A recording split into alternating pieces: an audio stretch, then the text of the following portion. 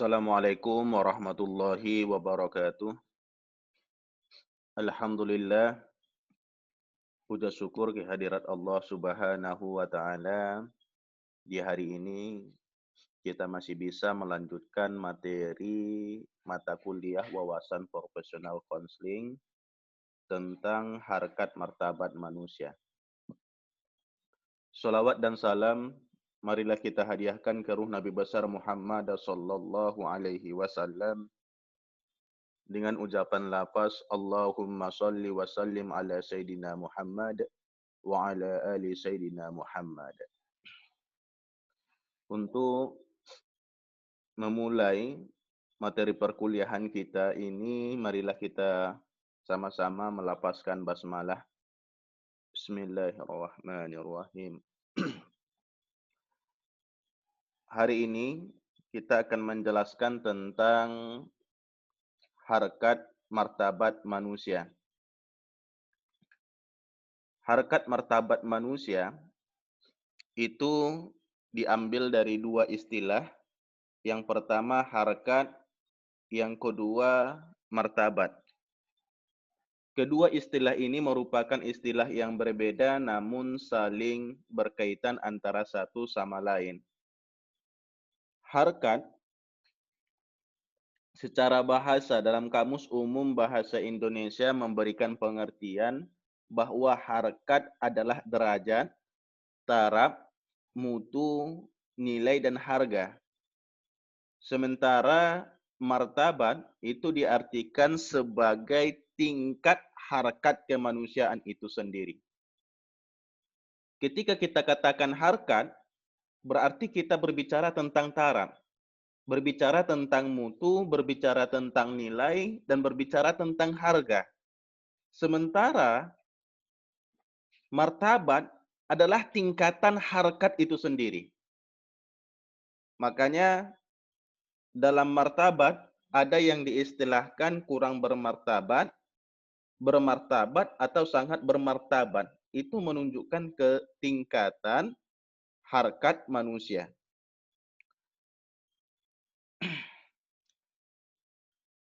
Ketika kita berbicara tentang harkat martabat, kita akan berbicara hakikat manusia, dimensi manusia, pancadaya, atau menurut Prayitno, bahwa trilogi harkat martabat manusia itu terdiri daripada hakikat manusia, dimensi manusia, pancadaya kemanusiaan.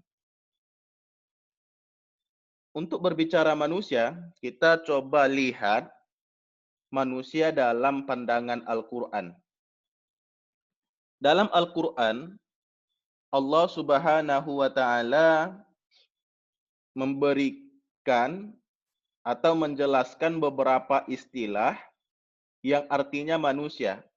Pertama adalah al-bashar, yang kedua adalah al-ins, yang ketiga al-insan, yang keempat an-nas, yang kelima Bani Adam.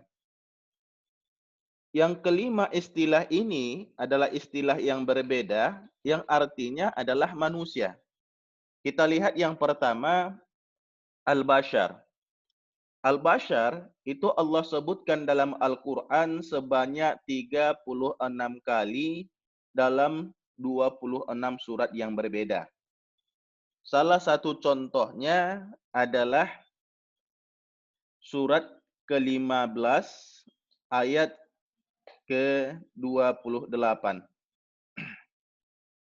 yang berbunyi, wa iz qala rabbuka lil malaikati inni khaliqum bashar. Ingatlah ketika Tuhanmu berfirman kepada para malaikat, sungguh aku akan menciptakan seorang manusia. Kita lihat pada saat itu ketika Allah ingin menciptakan manusia, Allah Subhanahu wa taala berkata kepada malaikat. Karena sebelumnya, sebelum manusia diciptakan sudah ada malaikat. Inni khaliqum bashar. Sesungguhnya aku akan menciptakan manusia. Malaikat sama manusia itu berbeda. Sudah ada malaikat, dan kemudian Allah ingin menciptakan manusia dengan istilah al-bashar. Apa yang dimaksud dengan al-bashar? Merupakan makhluk biologis, makhluk fisiologis, atau makhluk lahiriah.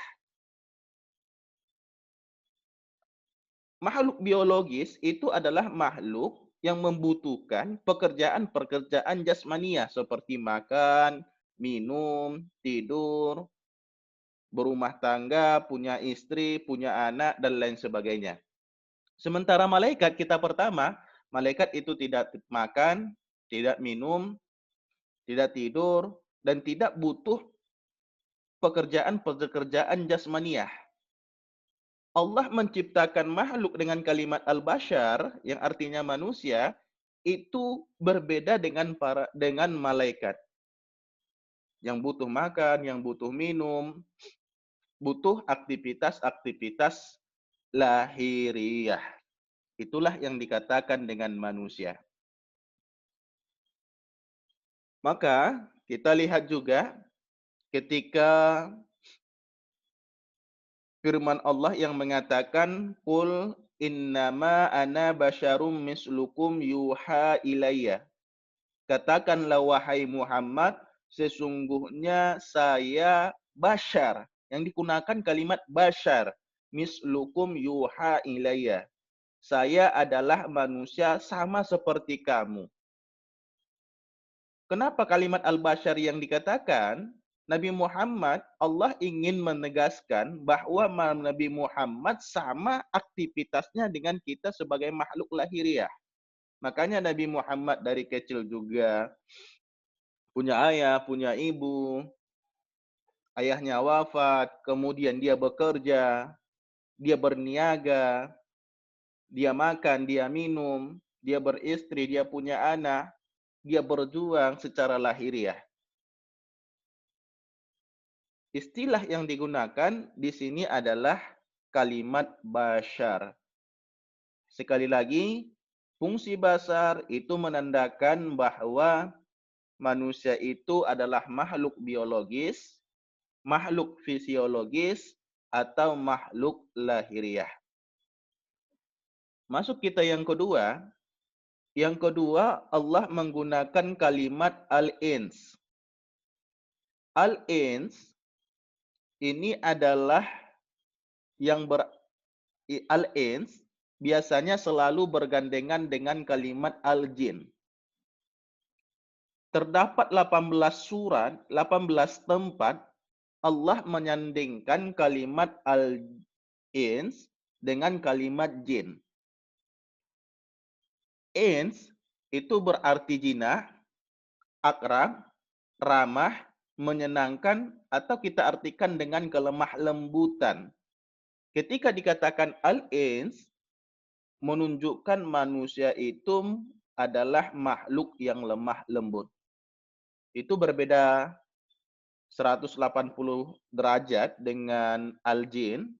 Kalau al-jin itu merupakan yang berarti tertutup, tersembunyi, sehingga menimbulkan kesan liar, misterius, dan menakutkan. Tadi yang pertama kita sudah membahas bahwa ada malaikat.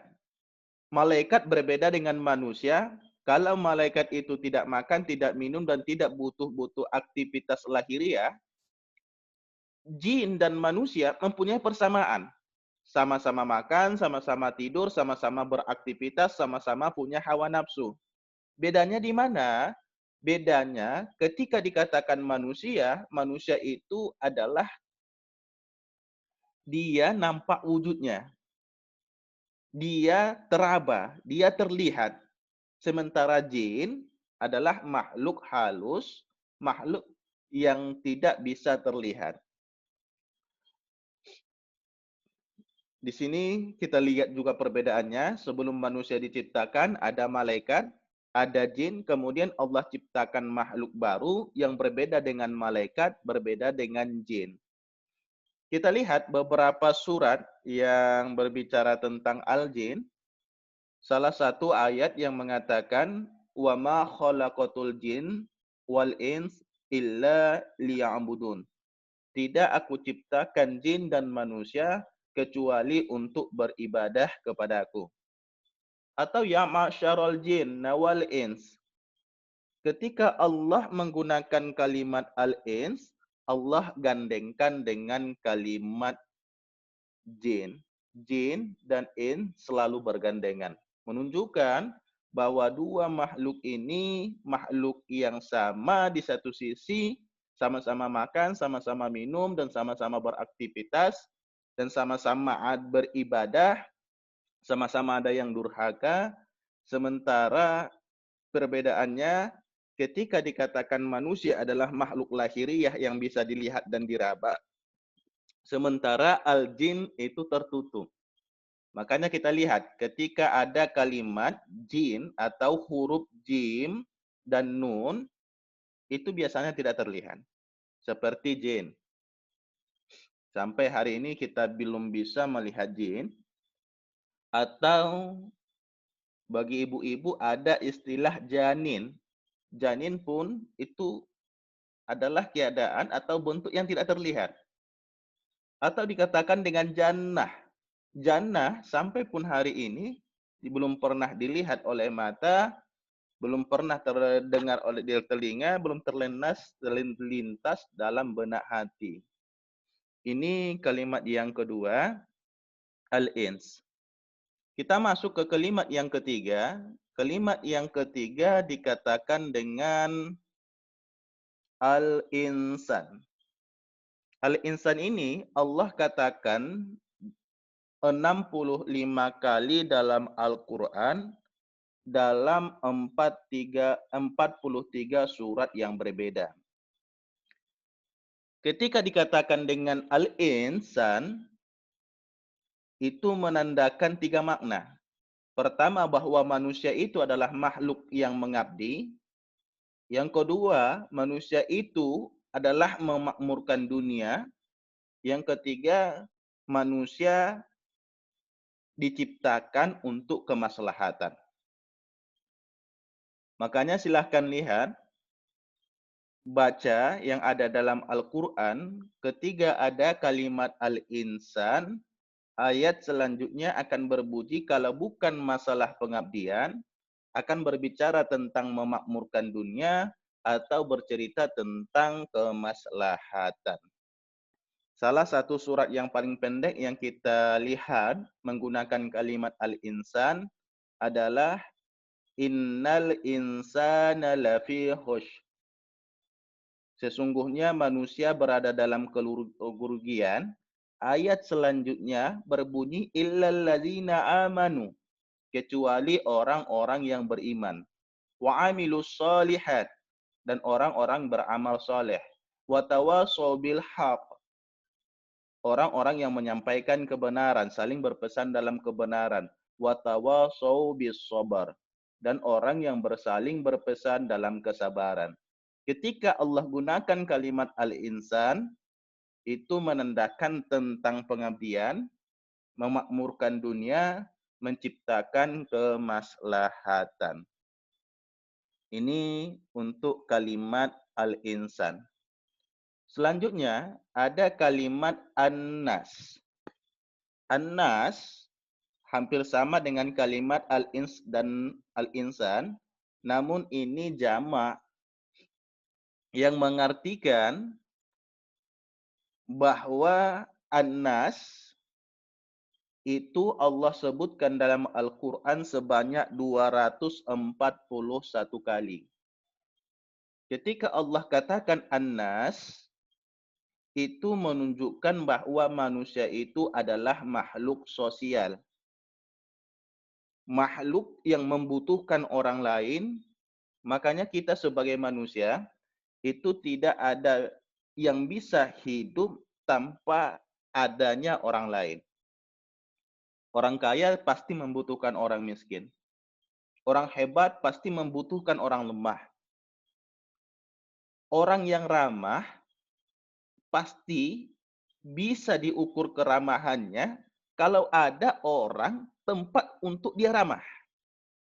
Artinya, An-Nas ini adalah menunjukkan kesosialan yang menunjukkan manusia tidak ada yang bisa hidup sendiri dengan arti membutuhkan orang lain.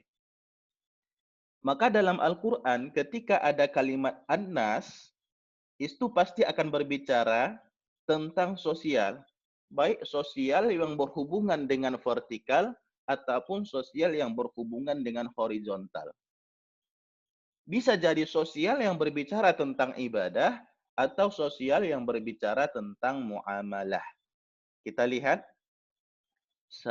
di sini ada beberapa surat yang jadi contoh. Namun saat ini kita akan lihat surat ke-49 ayat ke-13 yang berbunyi, Ya ayyuhan nas, inna khalaqnakum min zakarin wa untha wa ja'alnakum syu'uban wa qabaila lita'arafu. Sesungguhnya manusia, hei sekalian manusia, sesungguhnya kami telah menciptakan kamu dari seorang laki-laki dan seorang perempuan. Kemudian kami jadikan kamu berbangsa-bangsa dan bersuku-suku. Lita'arafu, untuk saling kenal mengenal. Ini hubungan sosial antar sesama manusia. Di ayat selanjutnya Allah mengatakan, Inna akramakum indallahi atqakum. Sesungguhnya yang paling mulia di antara kamu adalah orang-orang yang bertakwa. Kemudian Allah sudah berbicara tentang ibadah. Bisa kita lihat juga ayat-ayat yang lain.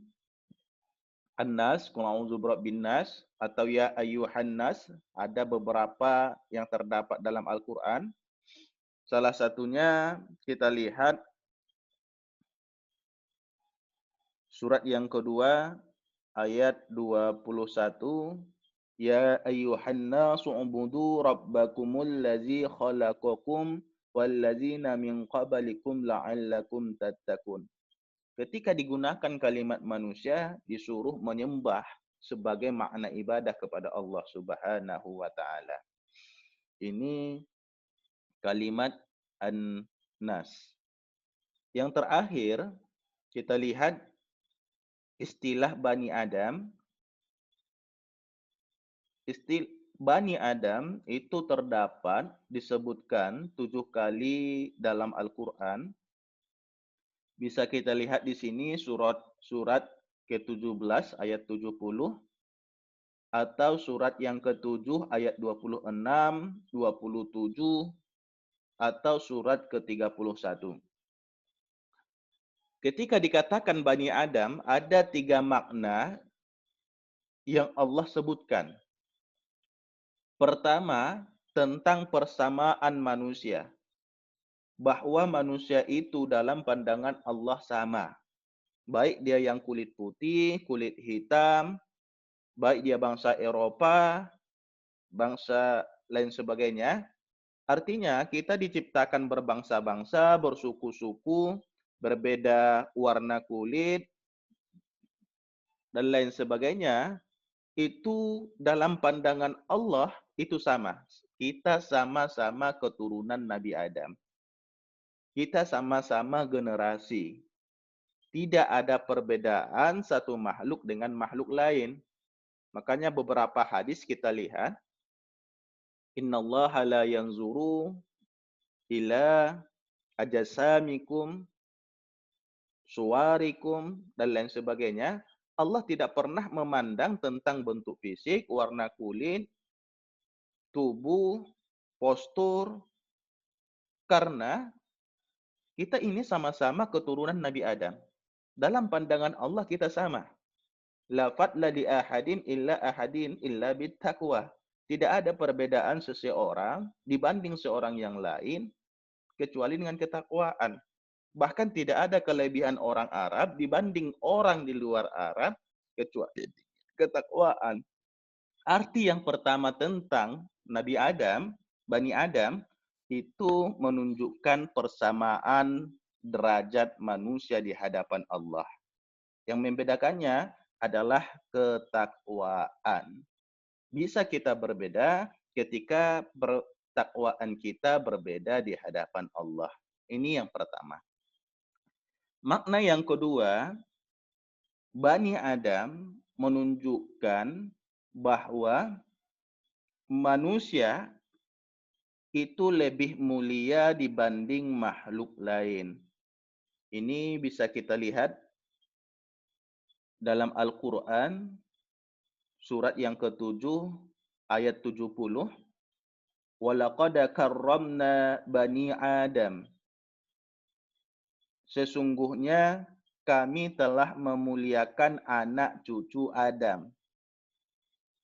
Bani Adam menunjukkan bahwa manusia itu lebih mulia dibanding makhluk-makhluk lain. Ini makna yang kedua tentang manusia. Kita nanti bisa lihat di ayat-ayat lain atau surat lain yang berbicara tentang Bani Adam. Ini istilah-istilah yang Allah gunakan dalam Al-Quran yang berarti manusia. Yang pertama tadi Al-Bashar. Allah sebutkan sebanyak 36 kali. Kemudian Al-Ins, Allah sebutkan sebanyak 18 kali. Kemudian Al-Insan, itu Allah sebutkan sebanyak 65 kali. Allah sebutkan An-Nas sebanyak 241 kali. Dan Allah sebutkan Bani Adam sebanyak 7 kali. Yang artinya manusia dengan makna yang berbeda. Inilah keunikan manusia. Selanjutnya, kita akan melihat tentang sifat-sifat manusia. Dalam Al-Quran, Allah menciptakan manusia itu, dia mempunyai bermacam-macam kebaikan. Selain macam-macam kebaikan, dia juga punya macam-macam keburukan. Istilah Al-Quran, فَأَلْهَمَهَا فُجُورَهَا وَتَقْوَاهَا. Allah sudah memberikan potensi dalam manusia. Pertama fujur, potensi untuk merusak. Selain itu, Allah juga bekali potensi wattaqwaha dan potensi untuk bertakwa. Tujuan dari konseling kita, bagaimana mengeluarkan manusia dari fujur, masuk kepada takwaha, menjadi yang bertakwa. Makanya Prayitno mengatakan tujuan konseling itu adalah mengembangkan cash. Cash itu adalah kehidupan efektif sehari-hari dan menangani cash, kehidupan efektif sehari-hari yang terganggu. Apa itu cash? Cash itu kehidupan efektif sehari-hari, contohnya seperti nyaman, damai, taat, riang, bahagia, gembira. Itu sebagai contoh cash. Sementara caste, ketika Anda merasa terzolimi, merasa terhina, merasa tidak nyaman, merasa tidak bahagia, merasa tidak tentram, atau kita istilahkan, caste itu seperti lemah, lalai, bodoh, zalim, pelupa, ingkar. Dan ini yang harus ditangani, merubah kepada cash. Kehidupan efektif sehari-hari sehingga Anda kuat, Anda tidak lalai, kita itu berilmu, tidak zalim dan tidak pelupa. Ini sifat manusia. Kita lihat ada beberapa sifat manusia, ini sifat buruk dalam manusia selain Allah memberikan sifat-sifat baiknya. Yang pertama kita lihat surat An-Nisa ayat ke-28 yang menunjukkan bahwa manusia itu lemah. Allah hendak memberikan keringanan kepadamu dan manusia dijadikan bersifat lemah. Bisa dicek nanti dalam surat An-Nisa ayat ke-28. Yang kedua, Allah dalam surat Al-A'raf ayat 146 itu menunjukkan manusia itu lalai. Bisa dicek lagi nanti surat Al-A'raf. Silahkan nanti pelajari tentang tafsirnya. Yang ketiga, dalam surah Al-Ahzab ayat 72 yang mengartikan, yang menunjukkan bahwa manusia itu bodoh. Arti ayatnya, sesungguhnya kami telah mengemukakan amanat kepada langit dan bumi, dan kami telah mengemukakan amanat kepada langit, bumi, dan gunung-gunung. Makanya semuanya enggan untuk memikul amanah itu, dan mereka khawatir untuk mengkhianatinya. Dan dipikullah amanat itu oleh manusia. Sesungguhnya manusia itu amat zalim dan amat bodoh. Kemudian, yang keempat kita lihat surat Ibrahim ayat 34 yang menunjukkan bahwa manusia itu zalim. Yang kelima kita lihat surah Al-Isra ayat 83 bahwa manusia itu pelupa. Yang keenam surat Al-Adiyat ayat yang keenam yang menunjukkan bahwa manusia itu ingkar. Sesungguhnya manusia itu sangat ingkar dan tidak berterima kasih kepada Tuhannya. Yang ketujuh, kita lihat juga Al-Isra ayat 100 yang menunjukkan manusia itu kikir. Bahkan Allah misalkan dalam Al-Quran, kalau seandainya kamu menguasai pembendaharahan rahmat Tuhanku, niscaya pembendaharahan itu akan kamu tahan karena takut membelanjakannya. Dan adalah manusia itu sangat kikir. Yang kedelapan, kita lihat dalam surat Al-Baqarah ayat 96 yang menunjukkan bahwa manusia itu serakah. Yang kesembilan, At-Takatsur yang menunjukkan manusia itu pamer. Al-Hakumut Takatsur, bermegah-megahan telah melalaikan kamu. Suka menumpuk harta dan lain sebagainya. Yang ke-10, At-Taubah ayat 66, itu yang menunjukkan bahwa manusia itu suka berdalih. Suka mencari alasan-alasan dusta, suka mencari alasan-alasan. Ayat yang ke-11, nomor yang ke-11, itu terdapat dalam Al-Baqarah ayat 155, manusia itu penakut. Distilahkan Allah, وَلَنَبَلُوَنَّكُمْ بِشَيْءٍ مِّنَ الْخَوْفِ وَالْجُوعِ وَنَقْصٍ مِّنَ الْأَمْوَالِ وَالْأَنْفُسِ وَالثَّمَرَاتِ. Sesungguhnya akan kami beri cobaan kepada manusia dari sedikit ketakutan. Takut terhadap kelaparan, takut terhadap kekurangan harta, takut harap tentang kematian, takut kehabisan buah-buahan atau makanan. Dan di sini Allah tutup wabasyiris sabirin, dan berilah kabar gembira bagi orang-orang yang sabar. Ini yang ke-11, manusia itu menunjukkan penakut. Sementara yang ke-12 Al-Baqarah ayat 147, manusia itu tidak percaya diri dan ragu-ragu.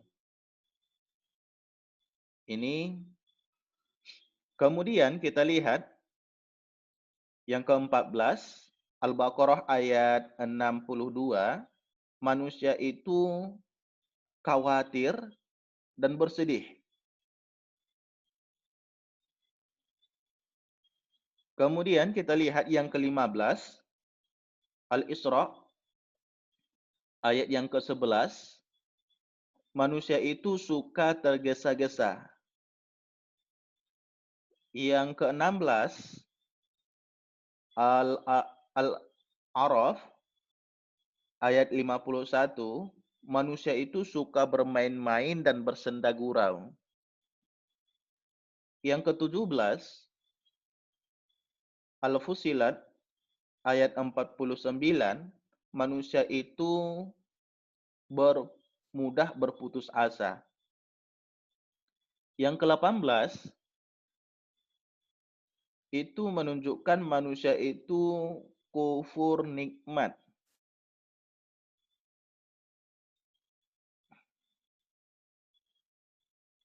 Yang ke-19, Yunus ayat 36, manusia itu suka memperturut prisangkanya. Yang ke-20, Al-Hadid ayat 14, manusia itu selalu berangan-angan. Yang ke-21, Hud ayat 85, manusia itu berlaku tidak adil atau manusia itu bersifat curang. Yang ke-22, Al-Waqiah ayat 55, manusia itu tidak pernah merasa puas. Sampai diibaratkan Tuhan seperti unta yang haus dengan minuman. Yang ke-23, Al-Baqarah ayat 176, manusia itu suka berdebat, berbantah. Apapun diperbantahkan. Yang ke-24, Al-Imran ayat 64, suka membuat kerusakan.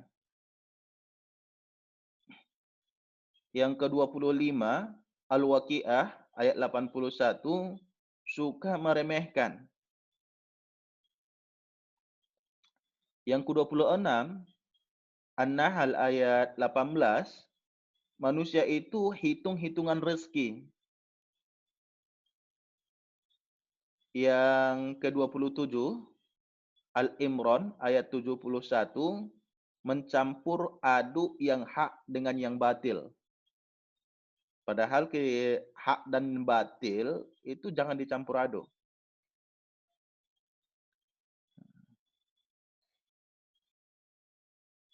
Yang ke-28, At-Taubah ayat 65, suka mengejek dan memperolok-olok. Yang ke-29,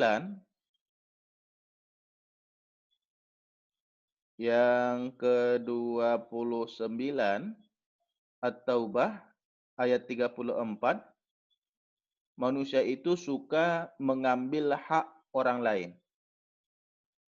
Yang ke-30, Al-Alaq ayat 6, berlebih-lebihan hingga melampaui batas. Ini merupakan sifat-sifat manusia dari yang pertama tadi, makhluk lemah, makhluk lalai, makhluk bodoh, zalim, pelupa, ingkar, serakah, pamer, berdalih, takut, tidak percaya diri dan ragu-ragu, mudah terperdaya, khawatir dan bersedih, suka tergesa-gesa, suka bermain-main, berputus asa, kufur nikmat, menuruti prasangka, berangan-angan, berlaku tidak adil, tidak pernah merasa puas, suka berdebat, suka membuat kerusakan, suka meremehkan, hitung-hitungan rezeki, mencampur yang hak dengan yang batil, mengolok-olok, suka mengambil hak orang lain, dan melampaui batas. Saya ulangi, bahwa ketika Allah menciptakan manusia, Allah memberikan potensi untuk berbuat baik, begitu juga potensi untuk berbuat buruk. Makanya dalam konseling ini, bagaimana kita bisa mengarahkan diri sendiri dan mengarahkan orang lain melalui teknik-teknik konseling kembali kepada potensi kebaikannya itu. Dan meninggalkan atau mencegah perbuatan-perbuatan potensi keburukan itu. Ini yang kita lihat. Silahkan nanti kawan-kawan lihat berbagai tafsiran yang menyangkut tentang sifat manusia. Selain itu nanti kita juga akan lihat sifat manusia tentang kebaikan-kebaikan yang ada dalam Al-Quran. Selanjutnya, struktur kepribadian. Kita punya jasmaniyah, punya ruhaniyah, punya akliyah. Jasmaniyah itu makanannya, punya makan, minum, dan aktivitas-aktivitas jasmaniyah. Di ruhaniyah, makanannya adalah ibadah, zikir, atau yang berbentuk ibadah-ibadah yang lain. Sementara akliyah, itu makanannya adalah ilmu. Makanya keadilan itu yang terdapat dalam manusia ketika seimbang makanan jasmaniyah, makanan ruhaniyah, dan makanan akliyah. Jangan yang kita isi hanya jasmaniyah saja. Kita makan, kita minum, kita berikan kebutuhan-kebutuhan jasmaniyah, namun kita tidak pernah memberikan kebutuhan-kebutuhan ruhaniyah. Atau kita memberikan kebutuhan jasmaniyah dan ruhaniyah, tapi kita tidak memberikan akliyah. Terjadinya permasalahan ketika jasmaniyah, ruhaniyah, dan akliyah ini tidak seimbang. Bisa kita contohkan, ketika jasmaniyah terpenuhi, ruhaniyah tidak, orangnya akan bermasalah. Atau ruhaniyah, tapi tidak terpenuhi akliyah atau ilmu, bisa juga bermasalah. Atau dia punya ruhaniyah, namun kadang-kadang kebutuhan jasmaniyah, juga bisa bermasalah. Makanya kita lihat tingkatan kebutuhan Abraham Maslow. Kebutuhan yang pertama itu adalah kebutuhan fisiologis. Butuh makan, butuh minum. Setelah itu baru nanti akan berlanjut ke kebutuhan-kebutuhan yang lain. Orang bermasalah tidak seimbang antara jasmaniyah, rohaniyah, dan akliyah ini. Makanya kita saat ini kita makan, kemudian kita diperintahkan untuk beribadah dan lain ibadah, kemudian kita menuntut ilmu untuk sebagai makanan akliyah kita. Hakikat manusia sebagai makhluk ini terdapat dalam buku Prayitno. Pertama, manusia itu adalah makhluk yang beriman dan bertakwa. Ini jelas. Maka ketika kita pun di alam ruh sudah dipertanyakan, alastu bi rabbikum, apakah kamu akui aku sebagai Tuhan kamu? Ruh kita menjawab, qalu bala syahidana, ya Allah, kami yang menjadi saksi bahwa engkau adalah Tuhan kami. Dari alam ruh kita berpindah ke alam rahim. Di alam rahim ketika kita lahir, salah satu hadis yang dikatakan oleh Rasulullah, kullu mauludin yuladu alal fitrah. Sesungguhnya manusia lahir dalam keadaan fitrah. Sudah ada bekal yang dibawa dari alam ruh bahwa manusia itu beriman dan bertakwa. Maka ini bisa kita buktikan, manusia yang hidup yang tidak sampai Rasul pun pasti akan mencari Tuhan yang untuk dia sembah, untuk mengungkapkan keimanan dan ketakwaannya. Orang-orang pedalaman, bahkan ada yang menyembah batu, ada yang menyembah pohon, ada yang menyembah gunung, mencari tempat, mencari sosok yang untuk disembah, karena memang naluriah manusia itu beriman dan bertakwa. Itu sudah potensi itu sudah ada dibawa oleh manusia itu sendiri. Pertama itu tadi tentang beriman dan bertakwa. Yang kedua, manusia itu adalah makhluk yang paling sempurna. Ada dua istilah yang sering kita dengar. Istilah yang pertama, manusia itu adalah makhluk yang paling sempurna. Istilah yang kedua, tidak ada manusia yang sempurna. Bagaimana kita memahaminya? Kapan kita dikatakan manusia adalah makhluk sempurna, dan kapan kita dikatakan bahwa tidak ada manusia yang sempurna? Ketika ada istilah manusia adalah makhluk yang sempurna, itu ketika dibandingkan dengan makhluk-makhluk lain. Contoh dibandingkan kepada malaikat, dibandingkan kepada jin, dibandingkan kepada binatang, dibandingkan dengan tumbuhan, manusia adalah makhluk yang paling sempurna. Itu bisa kita lihat, malaikat Allah ciptakan akal, tidak ciptakan hawa nafsu. Makanya kalau malaikat itu taat, ketika disuruh sujud, sujud sampai kiamat, disuruh ibadah, ibadah, ketika disuruh zikir, zikir, tidak ada membantah, tidak ada durhaka, itu wajar karena malaikat itu tidak punya hawa nafsu. Sementara binatang, dia punya nafsu namun nggak punya akal. Makanya kita lihat perangai-perangai binatang, itu wajar saja. Karena apa? Kenapa? Karena mereka tidak mempunyai akliyah. Manusia punya akal dan punya hawa nafsu. Ketika manusia itu bisa menggunakan akalnya mengalahkan hawa nafsunya dalam ketaatan kepada Allah, makanya manusia itu lebih mulia dibandingkan malaikat. Namun, ketika manusia justru memperturutkan hawa nafsunya mengalahkan akalnya sehingga memberikan kedurhakaan kepada Allah, maka manusia itu lebih hina daripada binatang. Balhum adol. Bahkan lebih hina daripada binatang. Ini bisa kita lihat dalam Al-Quran.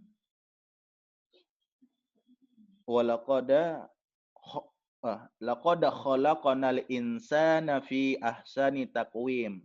Sesungguhnya kami ciptakan manusia pada menjadi makhluk yang sempurna. Fi ahsani taqwim. Pada sebagus-bagus bentuk. Summa rodadanahu fi asfala. Kemudian kami jadikan mereka fi asfal. Menjadi aspal. Aspal itu adalah tempat yang rendah yang diinjak-injak pada tempat serendah-rendahnya. Makanya ketika manusia itu bisa menggunakan akal, menjadi makhluk yang sempurna dan menjadi makhluk yang mulia, ketika tidak bisa menggunakan akalnya justru memturutkan hawa nafsunya, menjadi makhluk yang lebih hina daripada binatang. Yang ketiga, dalam buku Prayitno, hakikat manusia itu adalah paling tinggi derajatnya. Ini tadi sudah kita bicarakan. Wa karramna bani Adam. Allah meninggikan, memuliakan makhluk keturunan Nabi Adam. Artinya manusia itu paling tinggi derajatnya dibandingkan makhluk-makhluk lain, sekalipun dibandingkan dengan malaikat. Yang keempat, manusia itu khalifah di muka bumi. Khalifah di muka bumi itu jelas di Al-Baqarah, inni ja'ilum fil ardi khalifah. Sesungguhnya saya akan menciptakan manusia menjadi khalifah di muka bumi. Khalifah dengan makna menjaga, memelihara, merawat, dan menebar kemaslahatan. Makanya fungsi kita sebagai manusia, selain untuk beribadah kepada Allah, itu menjadi khalifah di muka bumi. Dan yang kelima, menyandang hak asasi manusia. Bahwa dalam manusia itu ada hak asasi manusia yang sudah dibawanya sejak lahir. Ini hakikat manusia. Yang pertama beriman dan bertakwa. Yang kedua paling sempurna. Yang ketiga paling tinggi derajatnya. Yang keempat menjadi khalifah di muka bumi. Yang kelima menyandang HAM. Selanjutnya kita akan berbicara tentang dimensi manusia. Apa yang dikatakan dimensi?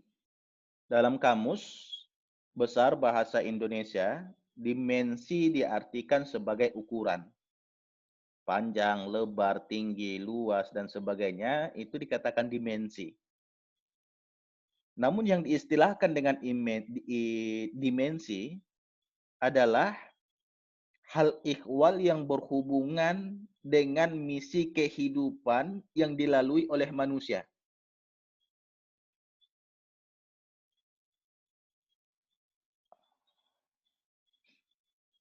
Allah menciptakan manusia itu memiliki dimensi, ukuran dan postur badan, termasuk sifat, sikap, bakat, minat, kemampuan yang berbeda antara satu makhluk dengan makhluk lainnya.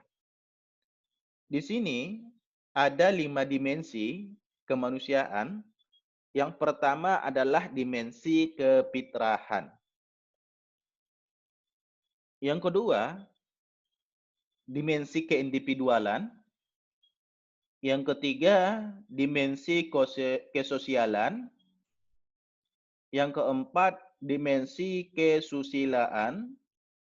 Yang kelima adalah dimensi keberagaman. Kita lihat slide selanjutnya, kata kunci unsur-unsur dimensi manusia. Kefitrahan, artinya manusia itu adalah fitrah. Fitrah ini diartikan benar dan luhur, bahwa manusia itu memang sudah fitrah, punya fitrah masing-masing. Yang kedua, keindividualan. Keindividualan kata kuncinya di sini punya potensi dan punya perbedaan. Artinya manusia itu punya potensi yang dia bawa yang sudah ada dalam dirinya. Potensi itulah yang perlu kita kembangkan. Dan setiap manusia pasti punya perbedaan. Punya potensi, kemudian dia mempunyai perbedaan. Inilah yang dikatakan dengan keindividualan. Artinya, antara satu sama lain, bahwa manusia itu pasti berbeda. Saya dengan Anda berbeda, Anda dengan kawan sebangku Anda berbeda, dengan yang di samping kiri juga berbeda, tidak ada yang sama. Bahkan kalau kita lihat saja dari postur tubuh atau bentuk wajah, dari miliaran manusia itu semua terdapat perbedaan antara satu sama lain.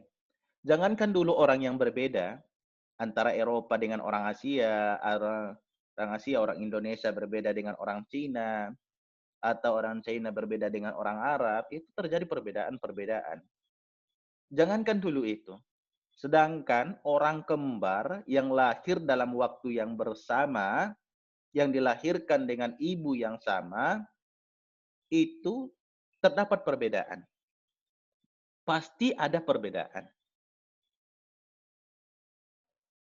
Saya ulangi, orang yang kembar pun itu ada perbedaan.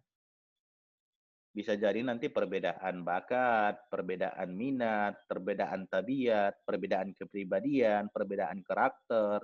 Masih banyak perbedaan-perbedaan yang terjadi dalam manusia itu sendiri. Bahkan kalau kita ingin cari bahasa yang sadisnya, jangankan dulu karakter, jangankan dulu sifat, jangankan dulu kepribadian.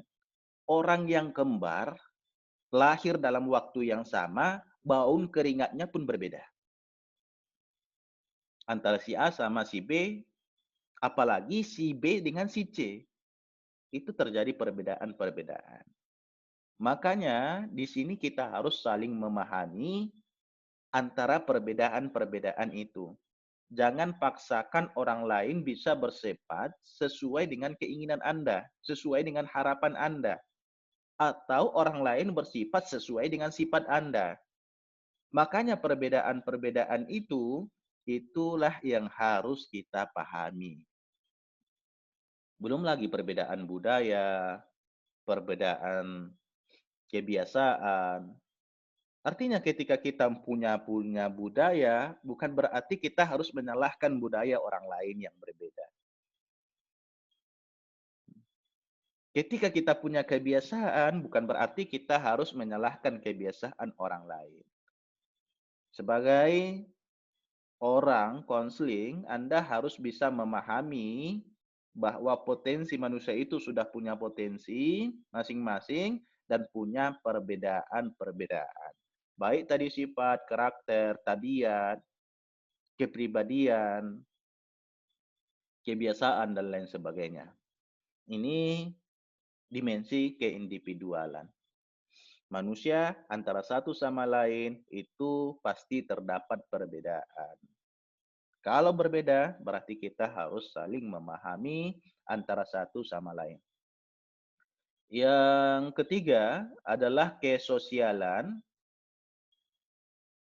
Kesosialan ini kuncinya adalah komunikasi dan kebersamaan. Kita adalah makhluk sosial yang akan kita buat sebagai kata kunci terus menjalin komunikasi berinteraksi antar sesama. Dan kita tetap menjalin kebersamaan. Kita ulangi tadi, bahwa tidak ada manusia yang bisa hidup sendiri. Si kaya pasti butuh si miskin, si kuat pasti butuh si lemah, pemimpin pasti butuh rakyat, dosen pasti butuh mahasiswa, guru pasti butuh muridnya, penjual pasti butuh pembeli. Makanya kuncinya di sini komunikasi, kemudian jalin kebersamaan. Ini dimensi kesosialan. Lanjut kita tentang kesusilaan. Kesusilaan ini bisa jadi pasti kata kuncinya adalah nilai dan moral. Kesusilaan ini bisa jadi kita pasti punya norma masing-masing, norma agama, norma adat, dan lain sebagainya. Itu ketika berbicara tentang kesusilaan ada nilai, ada moral. Makanya orang-orang yang melanggar susila dan lain sebagainya, itu bisa jadi nilainya ambruk, nilainya moralnya ambruk, atau nilainya baik, atau moralnya banget bagus. Yang kelima adalah keberagamaan. Keberagamaan adalah iman dan takwa. Kita adalah punya dimensi keberagamaan, iman, yang seperti kita jelaskan tadi, menuntut iman dan takwa. Yang terakhir di sini adalah pancadaya. Kita tadi sudah berbicara tentang hakikat manusia. Yang kedua adalah dimensi manusia. Yang ketiga, yang jadi trilogi harkat martabat manusia adalah pancadaya kemanusiaan. Pancadaya ini Allah tumbuhkan dalam kita untuk mengembangkan dimensi-dimensi tadi, termasuk di sini adalah daya takwa. Siapapun dia itu mempunyai daya takwa. Daya takwa ini merupakan basis kekuatan pengembangan secara hakiki yang ada dalam diri manusia, itu masing-masing individu berbeda, untuk mengimani, mengikuti perintah dan larangan. Daya takwa ini kita punya potensi, kita punya basis, kita punya kekuatan untuk taat atau durhaka. Kita sebenarnya punya potensi untuk menjalankan perintah, punya potensi, punya basis juga untuk menjauhi larangan. Makanya dalam manusia itu punya daya, termasuk di sini adalah daya takwa. Siapapun dia, dia punya basis, punya kekuatan untuk meningkatkan nilai-nilai ketakwaannya, mengikuti perintah dan menjauhi larangan Tuhan Yang Maha Esa. Yang kedua adalah daya cipta. Daya cipta ini bersangkut paut dengan kemampuan akal, pikiran, fungsi kecerdasan, dan fungsi otak. Daya untuk mencipta. Saya ulangi, daya cipta ini bersangkut paut dengan kemampuan akal, bersangkut paut dengan pikiran, bersangkut paut dengan fungsi kecerdasan, bersangkut paut juga dengan fungsi otak. Ini yang dimaksud dengan daya cipta. Kemudian ada namanya daya rasa. Daya rasa ini mengacu kepada kekuatan perasaan atau emosi dan sering disebut dengan unsur afektif. Kita ingat ada psikomotorik, ada afektif, dan ada kognitif. Daya rasa itu menyangkut unsur afektif. Hal-hal yang terkait dengan suasana hati dan penyikapan termasuk ke dalam daya rasa. Gimana suasana hati Anda, gimana penyikapan Anda, itu dapat dengan daya rasa. Saya ulangi, daya rasa itu mengacu kepada kekuatan perasaan atau emosi, atau yang sering disebut dengan afektif. Kira-kira paham apa yang dimaksud dengan afektif ini? Yang pertama kita lihat, kita punya kognitif, kognitif, dan yang kedua kita punya afektif, dan kita yang ketiga adalah punya perkembangan psikomotorik. Nanti yang tiga ini silahkan baca pemahamannya, apa yang dimaksud dengan kognitif, apa yang dimaksud dengan afektif, dan apa yang dimaksud dengan perkembangan psikomotorik. Itu nanti akan ketemu. Yang keempat adalah daya karsa. Daya karsa ini merupakan kekuatan yang mendorong individu untuk melakukan sesuatu secara dinamis, bergerak dari satu posisi ke posisi lain, baik dalam arti psikis maupun keseluruhan diri. Kemampuan atau keinginan berbuat, semangat, termasuk di dalamnya prakarsa, merupakan isi dari daya karsa. Saya ulangi, daya karsa ini merupakan kekuatan yang mendorong individu untuk melakukan sesuatu secara dinamis, bergerak dari satu posisi ke posisi yang lain. Kira-kira bisa dipahami? Ini yang dimaksud dengan daya karsa. Terakhir, kita akan berbicara dengan daya karya. Daya karya itu mengarah kepada yang dihasilkan, produk-produk nyata yang dihasilkan individu, yang secara langsung dapat digunakan dan dimanfaatkan baik oleh diri sendiri ataupun orang lain. Saya ulangi, daya karya itu mengarah kepada yang dihasilkan atau produk-produk nyata yang secara langsung dapat digunakan dan dimanfaatkan baik oleh individu ataupun orang lain. Makanya kita sering juga berkarya. Kira-kira ini bisa dipahami tentang panca takwa, daya cipta, daya rasa, daya karsa, dan daya karya. Ini sebenarnya merupakan panca daya kemanusiaan. Hanya ini materi yang bisa kita sampaikan. Nanti kalau ada pertanyaan, silahkan disampaikan di pertemuan perkuliahan kita.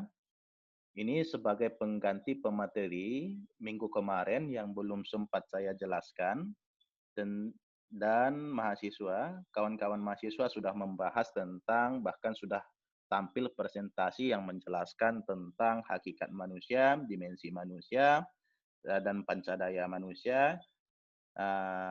Pembahasannya sangat menarik, bahkan ada yang saya lihat yang membahas secara psikologis, ada yang membahas secara filosofis, ada yang membahas tentang secara religius, ada yang membahas tentang dari sisi sosio budaya. Itu semua pembahasan kita dirangkum menambah wawasan pengetahuan kita untuk melatih keterampilan dan skill kita, terutama langkah awal untuk menuju profesi kita menjadi pelayan konseling yang profesional. Hanya ini yang bisa saya sampaikan. Mohon maaf atas segala kekurangan. Kalau ada pertanyaan setelah Anda menonton video ini, silahkan tanyakan nanti di saat perkuliahan. Demikian. Assalamualaikum warahmatullahi wabarakatuh.